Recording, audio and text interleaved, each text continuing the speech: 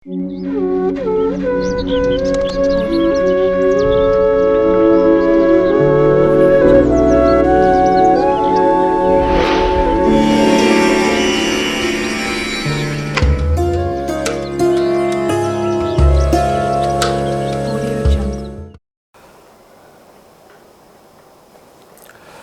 రాశివారు కార్తీక మాస బహుళాష్టమి శనివారం అమావాస్య ఆదివారం అమావాస్య ఉండగా ఒకవైపు కుజుడు యొక్క దోషాన్ని అర్ధాశ్రమ శని దోషాన్ని ఎలా తొలగించుకోవాలో ఈ వీడియోలో సవివరంగా సంపూర్ణంగా తెలుసుకుందాం.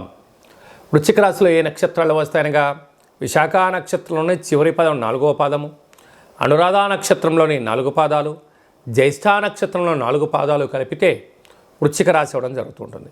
చాలామందికి పుట్టినటువంటి కాల సమయంలో డేటా బర్త్లో లేనటువంటి కారణం వలన పేరు యొక్క మొదటి అక్షరాన్ని అనుసరిస్తూ ఆ రాశిని తెలుసుకునే ప్రయత్నం చేద్దాం.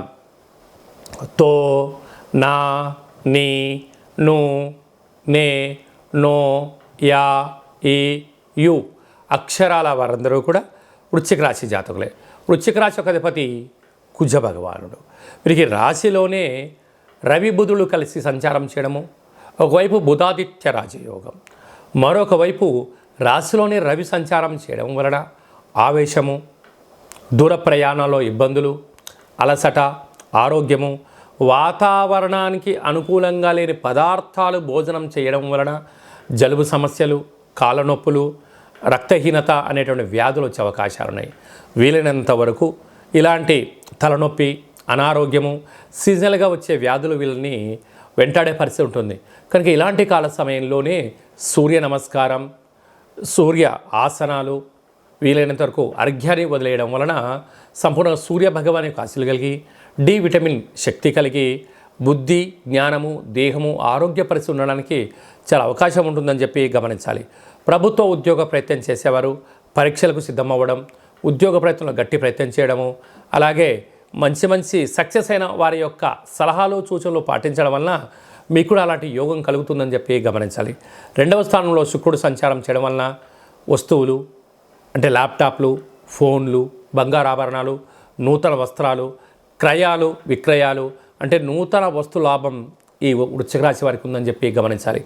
అర్ధాష్టమ శని యొక్క ప్రభావం కారణం వలన చిన్న విషయాలకు ఆందోళన, ఎవరో ఏదో అంటున్నారని, లేకుంటే భ్రమలో జీవనాన్ని పొందడమో, లేకుంటే అభద్రతాభావంగా ఉండే పరిస్థితి అధికంగా ఉంటుంది. వీలైనంత వరకు ధర్మంగా ఉండండి, ఆరోగ్యాన్ని కాపాడుకోండి, నోటిని జాగ్రత్తగా పెట్టుకోండి, అప్పులు ఇచ్చి పుచ్చుకునే వ్యవహారంలో ఎంతో జాగ్రత్తము. కనుక మీ జన్మ నక్షత్రం రోజున పూర్ణిమ, అష్టమి, అమావాస్య తిథుల ఎందున దూర వాయు జల ప్రయాణాలు పెట్టుకోవద్దు. జలగండం పొంచి ఉంది, తస్మాత్ జాగ్రత్త. సంతాన స్థానంలో రాహు ఉండడం వలన అటు తల్లిదండ్రులతో ఈ కలిగిన సంతానంతో వీలైనంత వరకు మృదు స్వభావమైనటువంటి చర్చనే పెట్టుకోండి. ఆవేశపడదు అనొద్దు. దీనివల్ల అనర్థం కలిగి కుటుంబానికి దూరమయ్యే పరిస్థితి చాలా అధికంగా ఉంటుందని చెప్పి గమనించాలి.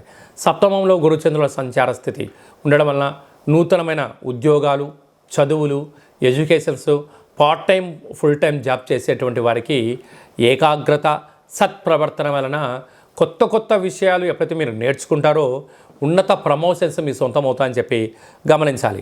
భాగ్యస్థానంలో కుజుడు ఉన్నాడు. కుజుడు నీచబడడం వలన దయచేసి ప్రేమ వివాహాలకు దూరంగా ఉండండి. వీలైనంత వరకు వాళ్ళు ఏదో చెప్తున్నారని చెప్పి భ్రమలోకి వెళ్ళారా వివాహమైన దంపతులు, భార్యాభర్తల మధ్యలో, ప్రేమికుల మధ్యలో 3వ వ్యక్తులు దూరి మీ యొక్క పచ్చటి యొక్క స్నేహాన్ని, బంధుత్వాన్ని ఇబ్బంది పెట్టే పరిస్థితి ఉంటుంది. కనుక వీలైనంత వరకు రహస్య సమయాలకు, రహస్య చర్చలకు, రహస్య లావాదేవీలకు ఇది సరైన సమయం కాదు అని చెప్పి గమనించాలి. ఇలాంటి కాల సమయంలో ఎరుపు రంగు క్లాత్ పైన గోధుమలను, అలా నవధాన్యాలను, శక్తి కలిగితే, శక్తి లేదు కందులను ఉంచి ప్రమిదను ఏర్పాటు చేసి వెన్నను వేసి దీపాన్ని వెలిగించి భగవంతుడికి యథాశక్తిగా పూజ చేసుకొని దానం, జలం, పక్షులకు దానం చేయడం వలన గ్రహదోషము తొలగి యోగము మీ సొంతం అవుతుందని చెప్పి గమనించాలి.